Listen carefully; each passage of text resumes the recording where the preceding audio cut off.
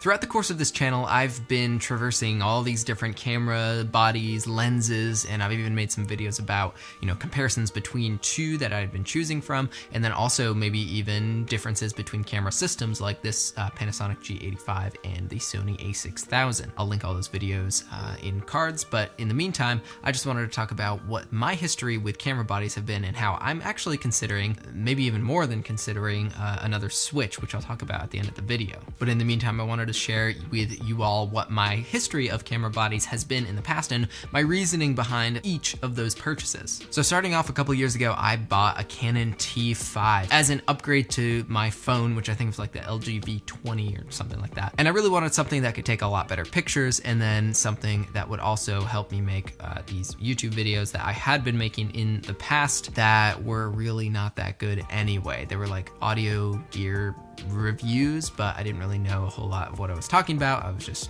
doing it from kind of a consumer perspective. So I bought the Canon T5 as kind of an upgrade to my phone and kind of to make those videos. So after I purchased it, I was kind of looking back at all of my videos and I was thinking, these videos are kind of an ode to mediocrity is kind of how I see it. I didn't really care about those videos, but yet I made them anyway. So with slight resistance to my ego, I decided to delete those 70 plus videos from my YouTube channel, which in hindsight was probably one of the best decisions I had made up to this point. So I really just hated making those videos and I uploaded them and I really wasn't proud of them. So fast forward and I have this Canon T5 with some cheap fast glass, the Yongnuo 51.8. And I'm sitting on my couch sick one day from work and I'm watching these Peter McKinnon videos about photography and filmmaking and all these different things, and I'm thinking to myself, maybe I want to do that. It was at this point in my life where I was still really considering what I wanted to do with my future, and I was going from job to job trying to figure that out. After watching those videos, I was like, you know what?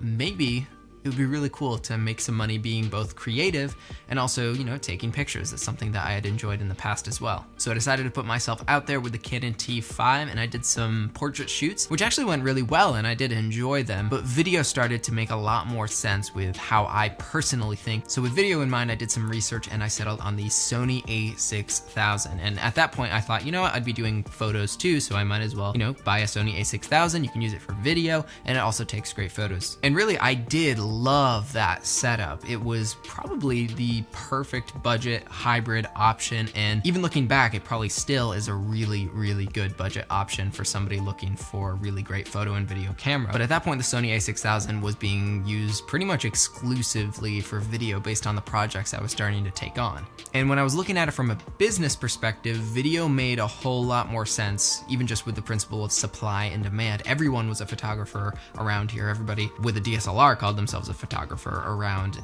my area, but there really aren't a whole lot of people doing a really good job with video, so I figured that that would be a really good in, especially if I want to pursue this as a business. So I decided finally to ditch photo altogether and go completely for video, which brings me to the next question. What kind of videos am I going to be shooting? Everyone seems to start with weddings, so would I want to start with weddings, or do I want to go more the business route? And I decided that maybe I should start with weddings, get things rolling in that way, and then go from there to see what I like and what I don't like. So I reached out to some friends who were wedding filmmakers and I asked if I could shoot with them. And long story short, I'm still shooting with them now. So after second shooting a few weddings, I decided to take one on by myself, which happened to be all the way back in Vermont. But weddings brings up a whole new set of questions when it comes to what a camera body can do and what I'll personally need to get it done. Some questions I was asking myself were, will it shoot longer than 30 minutes? Will it be reliable? And can I shoot it handheld, since I didn't really have an external stabilizer like a Steadicam or a gimbal? So all these questions led me to the Panasonic G85. So after selling my Sony a6000 and pursuing the more video-centric Panasonic G85, it really solidified my interest in the Panasonic system because of their very video-centric features. And side note, that was really when I started posting videos here on YouTube consistently. So that wedding finally came around and I had just the Panasonic G85, I think it was the Panasonic 25mm at f1.7, and I needed an extra camera to be able to have a second angle for that wedding. So as I was looking around, I was looking for something used and I settled on the Panasonic Panasonic GH4 for a few reasons. One was the price at that point. The GH4 actually at this point in time is more expensive used than the G85, but at that point, I think the G85 was like $600 used and the Panasonic GH4 was like $500 used. So I decided to go with the cheaper option of the GH4 and then go from there. And a funny thing happened. I thought that the G85 would be my A cam and then the GH4 would be my B cam for the wedding. But as I got into it, I realized I'm gonna be shooting a lot of 60p for this wedding. And as you know, the G85, one of the issues I have with it is the 28 megabit per second bitrate. While that's not really a big deal for most people because you can really get by with a bitrate like that if you're not doing heavy color grading, a ton of movement and that kind of thing. I really wanted my films to have a lot of movement and a decent amount of color grading. So maybe I should stick with the Panasonic GH4. Its codec is a lot beefier, there's a lot more room in it to correct and grade, and it maintains a lot more information than the G85. So with all that said, I used the Panasonic GH4 handheld, not a great idea, for the entire wedding, and the G85 turned out to be my B cam. And this is really where things started to shift in my perspective. For YouTube, the G85 was and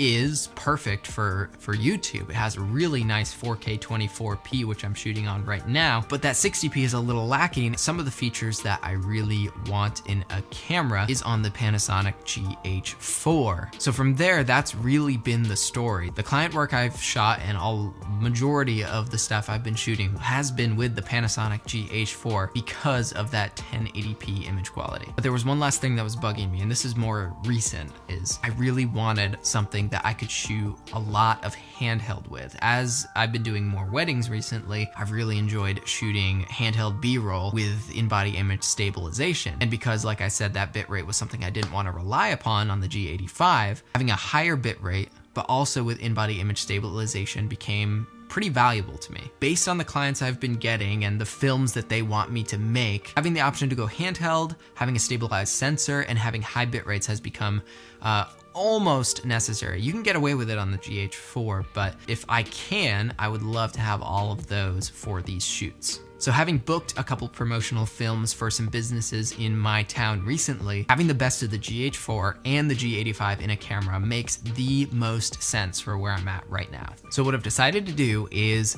I'm gonna go ahead and merge the Panasonic G85 and the Panasonic GH4 and sell both of them. So yes, the G85's time with me has come to an end, and I know that's going to come as maybe not a shock, but it might annoy some of you that have been enjoying the G85 content. But that really doesn't mean I can't answer questions about the G85 in the future, or that I can't even make comparison videos. I have so much footage that I haven't used that I can still throw in videos and talk about. It just means for now, I'm gonna be focusing a lot more on the lens and business information side of things and do some more sample footage with lenses than I will be with just the Panasonic G85 body videos that I've been doing. So really for me, I think that's what's best for where I'm at, and I really hope you can get behind that vision as well and keep on following along as I'm learning and growing this business. But wait, I haven't even told you what I'm gonna be getting yet.